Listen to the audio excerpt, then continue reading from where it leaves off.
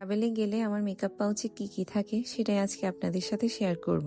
Let's see what inside my makeup pouch. Cute পাউচটার উপর লেখা আছে মাইর বিউটি মার্ভেলস। প্রথমে আমি নিয়েছিলাম একটা সানটোন আপ। ট্রাভেলে বের হলে সানস্ক্রিন কতটা ইম্পর্টেন্ট আমরা সবাই জানি, কারণ অনেক বেশি ট্যান হয়। তারপর আমি নিয়েছিলাম একটা সিরাম, নায়াসিনামাইড সিরাম। এই সিরামটার সাথে অনেকে পরিচিত।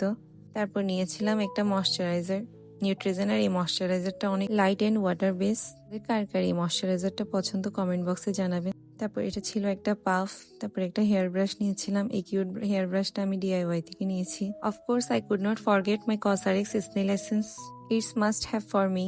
I really love Korean skin care products. নিয়েছিলাম এই ভিটামিন সি সিরামটা, এটা আমাকে খুব ভালোই স্যুট করে। Then I bought one of my favourite sunscreens. It's from Beauty of Joseon. এখন যা যা দেখিয়েছিলাম সবগুলোই ছিল আমার স্কিন কেয়ার প্রোডাক্ট। এখন শেয়ার করব বিউটি প্রোডাক্টস। আমি মেবেলিনের বেবি স্কিন প্রাইমারটা নিয়েছি, সেই গ্ল্যামের এই ফাউন্ডেশনটা নিয়েছিলাম, দেন এই ফেস পাউডারটা নিই। যেহেতু ট্রাভেলে অনেক বেশি মেকআপ করা হয় না, তাই simple medics and skin care গুলো নিয়ে যাই। Also bought a BB cream because I don't prefer using foundation all the time. Then আমি আমার ফেভারিট এই লিপস্টিকটা নিই। এটা মেবেলিনের একটা লিপস্টিক। আপনাদের শেড নাম্বার লাগলে কমেন্ট বক্সে জানাবেন। তারপর নিই এই সেই গ্ল্যামের কনসিলারটা। এটা খুব ভালো একটা কনসিলার।